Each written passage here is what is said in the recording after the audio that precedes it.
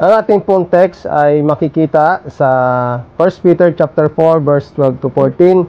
12, Dear friends, do not be surprised at the fiery ordeal that has come on you to test you, as though something strange were happening to you. But rejoice inasmuch as you participate in the suffering of Christ, so that you may be overjoyed when His glory is revealed. 14, if you are insulted because of the name of Christ, you are blessed, for the Spirit of glory and of God rests on you. Father in heaven, we thank you for your word. We ask the Holy Spirit to guide us. Use me as your mouthpiece of your gospel. In the name of the Father, the Son, and the Holy Spirit. Amen. Fiery ordeal. Dadaan ka sa pinakamahirap na situation, at kung tayo lang, hindi natin ito kayanin.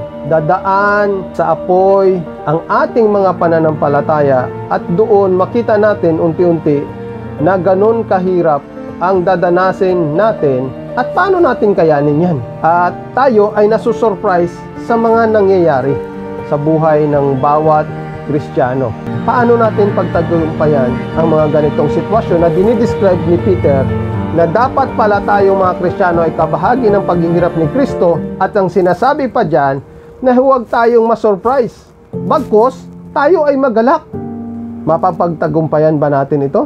Ano kaya ang gagawin natin? Number 1, para hindi daw tayo masurprise, expect suffering.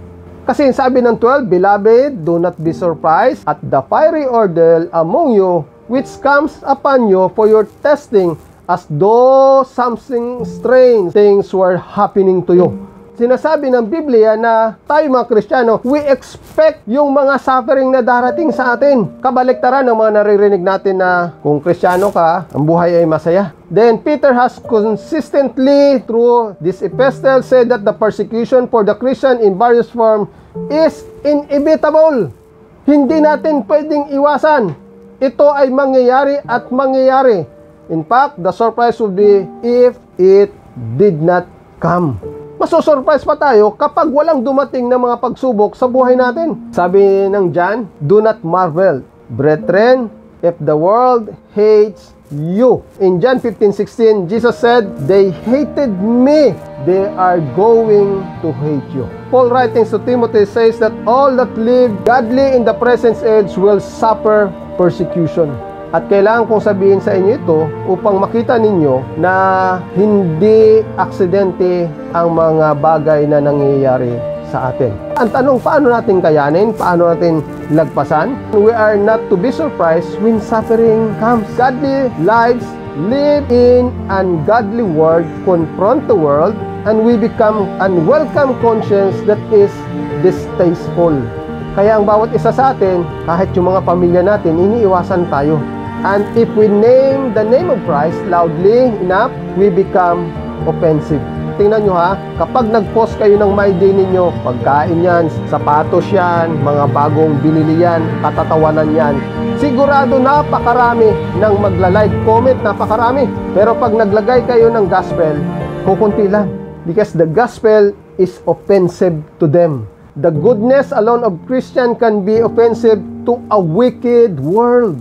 Makikita mo na ang Diyos siniseparate ang bawat isa sa atin dahil meron siyang purpose na gagawin sa buhay ng bawat isa sa atin.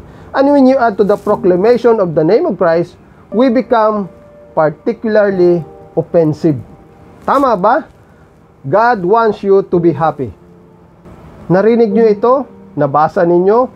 O nakapag-share kayo ng kanilang mga devotion? God wants you to be happy. Tama? Tingnan natin ha. Matthew chapter 24 verse 9. Then you will be handed over to be persecuted and put to death, and you will be hated by all nations because of me. John 16:2. They will put you out of the synagogue. In fact, the time is coming that when anyone who kills you will think they are offering a service to God. Luke 21:16-17, you will be betrayed even by parents, brothers and sisters, relatives and friends, and they will put some of you to death. Everyone will hate you because of me. Luke 21:12, but before all this, they will seize you and persecute you. They will hand you over to synagogue and put you in prison, and you will be brought before kings and governors, and all on account of my name. Ganito pala ang buhay ng pagiging Kristiyano. Hindi pala happy.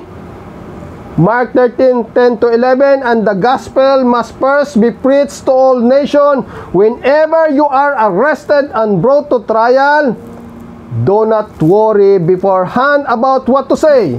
Just say whatever is given to you at the time, for it is not you speaking, but the Holy Spirit. Kaya wag po tayong matakot na kung maging bahagi ng buhay natin si Kristo at siya ang hari natin at siya ang sentro ng buhay natin at nabubuhay tayo sa Kanya. Pagdating ng panahon na kayo ay idadrag, kayo insultuhin, kayo ay hulihin, ang Diyos mismo ang magtatanggol sa inyo. In 1 Peter 4:16, however, if you suffer as a Christian, do not be ashamed, but praise God that you bear that name. Pangako din naman ng Diyos na kung tayo ay dumanas sa mga ganitong kahirapan, huwag tayong mahiya. Bagkus, magalak tayo dahil dinadala natin ang pangalan ni Kristo.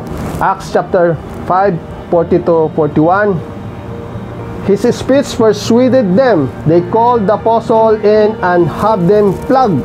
Then they ordered them not to speak in the name of Jesus and let them go.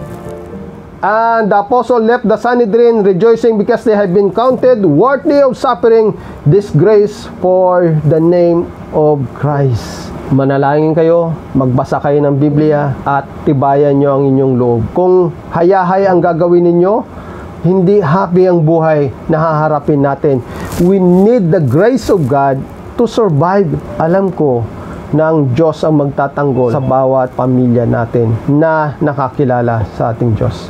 Luke 12:11-12, when you are brought before synagogues, rulers and authorities, do not worry about how you will defend yourselves or what you will say, for the Holy Spirit will teach you at the time what you should say.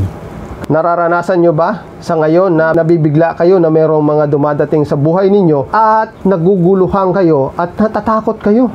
Pero iba ang gusto ng Diyos na i-training sa atin upang yung mga bagay na nangyayari sa atin ay maintindihan natin at maging bahagi natin siya. Sabi ng Acts 7:59, while they were stoning him, Stephen prayed, Lord Jesus, receive my spirit. Kayanin ba ito ng laman ng tao? Pero mabasa natin na nung binabato nila si Stephen, wala na siyang nararamdaman. Sinasabi ng Biblia na nagbukas ang langit at winelcome si Stephen at nakita niya na si Jesus Christ ay nakaupo sa kanang bahagi ng Ama. At ang matindi doon, sinabi pa ni Stephen sa mga gumawa nito sa kanya, Lord, forgive them. Huwag niyong ibilang ito ng mga kasalanan sa kanila. Pinagkaltiwala na natin ng Diyos sa buhay natin, therefore siya na ang bahala sa atin.